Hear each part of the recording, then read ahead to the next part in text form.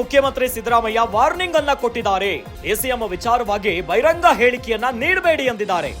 ಪದೇ ಪದೇ ಮಾಧ್ಯಮಗಳ ಮುಂದೆ ಹೇಳಿಕೆಯನ್ನ ಕೊಡಬೇಡಿ. ಏನೇ ವಿಷಯ ಆದ್ರೂ ಪಕ್ಷದೊಳಗೆ ಚರ್ಚೆ ನಡೆಯಲಿ.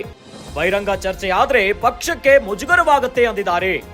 ನಿಮ್ಮ ಹೇಳಿಕೆಯಿಂದ ಬಿಜೆಪಿಗೂ ನಾವೇ ಅಸ್ತ್ರ ಆಗಲಿದ್ದೇವೆ. ಹೈಕಮಾಂಡ್ ನಾಯಕರ ಬಳಿ ನಿಮ್ಮ ಅಭಿಪ್ರಾಯವನ್ನ ತಿಳಿಸಿ ಎಂದಿದ್ದಾರೆ. ಇನ್ನು ಅದನ್ನ ಬಿಟ್ಟು ಇನ್ನು ಮುಂದೆ ಮಾಧ್ಯಮಗಳಲ್ಲಿ ಹೇಳಿಕೆಯನ್ನ ನೀಡಬೇಡಿ. ತಮ್ಮ ಆಪ್ತರಾದ ಸತೀಶ್ ಜಾರಕಿಹೊಳಿ, ರಾಜಣ್ಣ, ಮಹದೇವಪ್ಪ ಸೇರಿ ಅನೇಕರಿಗೆ ಸಿದ್ದರಾಮಯ್ಯ ಎಚ್ಚರಿಕೆಯನ್ನ ಕೊಟ್ಟಿದ್ದಾರೆ.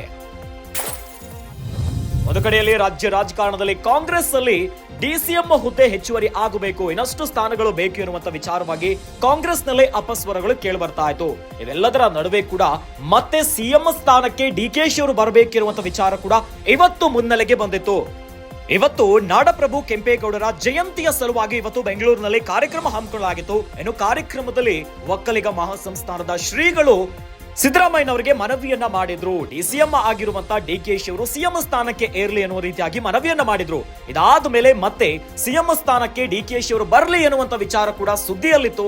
ಆದ್ರೆ ಇವೆಲ್ಲದರ ನಡುವೆ ಈಗ ಸಿಎಂ ವಾರ್ನಿಂಗ್ ಅನ್ನ ಕೊಟ್ಟಿದ್ದಾರೆ ತಮ್ಮ ಆಪ್ತರಿಗೆ.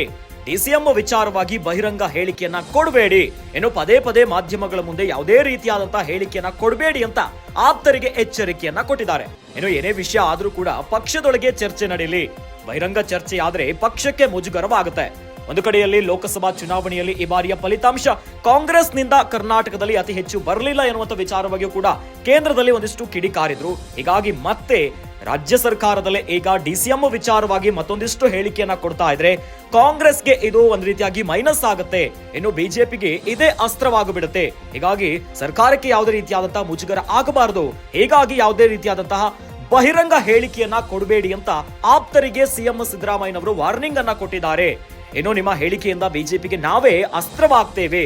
ಹೀಗಾಗಿ ಏನೇ ಗೊಂದಲಗಳಿದ್ರೂ ಕೂಡ ಹೈಕಮಾಂಡ್ ನಾಯಕರ ಬಳಿ ನಿಮ್ಮ ಅಭಿಪ್ರಾಯವನ್ನ ತಿಳಿಸಿ. ಇನ್ನು ಅದನ್ನ ಬಿಟ್ಟು ಮಾಧ್ಯಮಗಳಲ್ಲಿ ಹೇಳಿಕೆಯನ್ನ ನೀಡಬೇಡಿ ಅಂತ ತಮ್ಮ ಆಪ್ತರಾಗಿರುವಂತಹ ಸತೀಶ್ ಜಾರಕಿಹೊಳಿ, ರಾಜಣ್ಣ, ಇನ್ನು ಮಹದೇವಪ್ಪ ಸೇರಿ ಅನೇಕರಿಗೆ ಸಿಎಂ ಸಿದ್ದರಾಮಯ್ಯನವರು ಎಚ್ಚರಿಕೆಯನ್ನ ಕೊಟ್ಟಿದ್ದಾರೆ.